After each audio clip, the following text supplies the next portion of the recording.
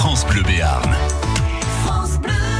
Charles Binic, bonjour. Vous êtes conférencier. Vous serez demain à 10h au château de Bernadette pour évoquer Pierre Clément de Laussac. Alors, je vais tout de suite vous poser la question. Avant de parler de Pierre Clément de Laussac, je voudrais savoir, vous n'avez pas l'accent béarnais, vous n'êtes pas un pur produit béarnais, et pourtant vous allez nous apprendre plein de choses sur quelqu'un qui est de chez nous.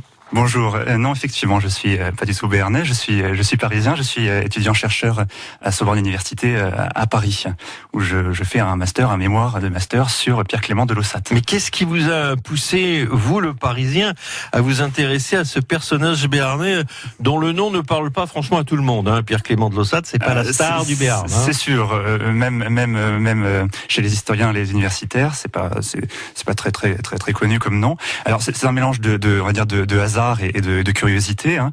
Mon directeur de recherche, le professeur Jacques-Olivier Boudon, est un spécialiste de l'Empire et de la Révolution. Et nous avons projeté de faire une biographie. Et nous sommes partis d'une chambre de l'époque de Bonaparte qui s'appelle le Tribunat. Et dans ce tribunat, il y avait un Pierre Clément de Laussac. Et on a considéré que ça pouvait être un sujet intéressant. On a fiché plusieurs tribuns, membres de l'Assemblée. Et puis j'ai envoyé 5 noms. Et puis il m'a dit, là c'est là où il y a plus de masse de recherche. Et puis il y a un intérêt historique que je vais essayer de vous démontrer aujourd'hui. Vous avez raison, je n'ai pas donné les dates. 1756-1835, on voit tout de suite que c'est pas un contemporain ni un perdreau de l'année. Pierre Clément de Laussac a un rôle national. Ce Béarnais va avoir un rôle national. Et effectivement, puisqu'il va être, il va être député du Béarn en France, dans les chambres parlementaires à l'époque de la Révolution. Il va être préfet colonial de la Louisiane. Il va charger de la vente aux États-Unis en 1803. Il va être ensuite préfet colonial de la Martinique sous l'Empire de Napoléon.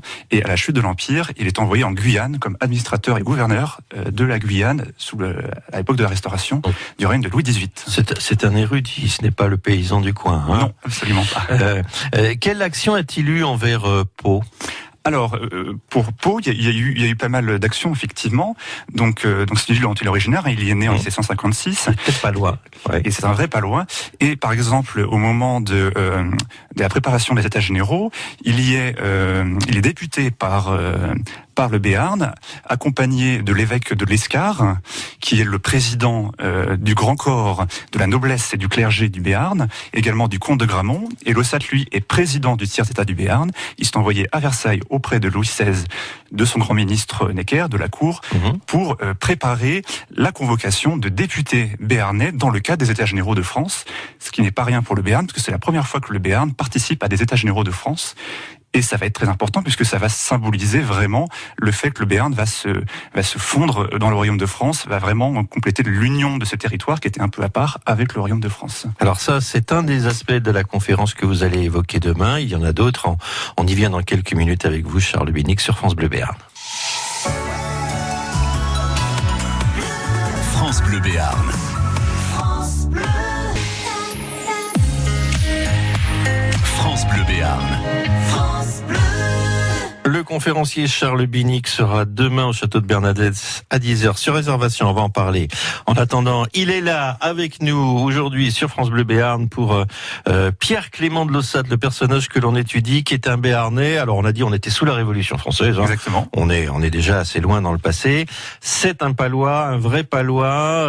Il monte comme député, c'est ça ? Exactement. Il est député, par exemple, du directoire aux anciens. Et d'ailleurs, au Conseil des anciens, qui est le Sénat d'aujourd'hui, hein, on peut dire ça comme ça, en 1797, il est élu. Et 2 ans avant, pour Pau, il est envoyé par la municipalité de Pau à Paris pour défendre le statut de Pau en tant que chef-lieu du département. Alors, au moment où on crée le département en 1790, Pau est choisi immédiatement, dès le départ, mais il y a des contestations parce que il y a d'autres villes de Béarn qui rappellent qu'elles ont été elles-mêmes des anciennes capitales du Béarn ou qu'elles sont à l'époque presque aussi peuplées, aussi importantes que Pau. Je pense à Oloron, à Navarinx, à Morlas, à Orthez. Et donc, ce statut peut être remis en cause et Laussac est député par sa municipalité pour défendre, pour prendre une expression un peu anachronique, du lobbying pour Pau. Et évidemment, s'il avait échoué, notamment parce qu'une translation aurait pu se faire à Oloron, on peut imaginer que le destin de cette ville aurait été complètement différent aujourd'hui. Mais vous savez que ça c'est très peu ce que vous êtes en train de nous raconter. Effectivement, j'ai découvert ça un peu par hasard et c'est effectivement très important. Et il est intervenu également pour le développement des lycées palois dans la ville. Effectivement, quand les Bonaparte crée les lycées, là c'est une loi qui a été faite en 1802. Alors ça n'avait rien à voir, c'est des établissements qui étaient pas vraiment publics, encore moins gratuits à l'époque. C'était réservé à l'élite, aux enfants de l'élite locale, aux fils de notables. Quand les lycées sont créés en 1802, il est membre du tribunat. D'ailleurs, c'est là où j'ai trouvé quand j'ai commencé mon sujet, donc c'est un parlementaire, et il fait en sorte, grâce à son poids, que l'un des tout premiers lycées de France, à ce moment-là, soit ouvert à Pau. Et d'ailleurs, j'ai des traces de plein de papiers envoyés par la municipalité de Pau qui lui fait sa bénédiction, parce qu'ils savent déjà qu'à l'époque que c'est quelque chose qui n'est absolument pas neutre d'ouvrir ce genre d'établissement dans la ville de Pau, effectivement. Ces quelques anecdotes sont tirées de la conférence que vous allez nous proposer demain. Comment ça va se passer? Attention, on n'arrive pas en quart, c'est sur réservation. Exactement, sur réservation. Je crois que vous allez mettre tous les détails sur le site de France Bleu Béarn et vous pourrez voir comment faire cette réservation. Voilà, évidemment, c'est gratuit. C'est ouvert. Bien sûr.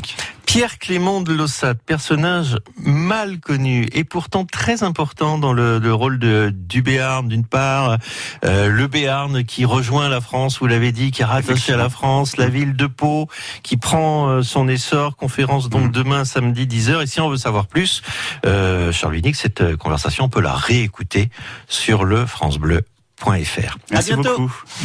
France Bleu Béarn.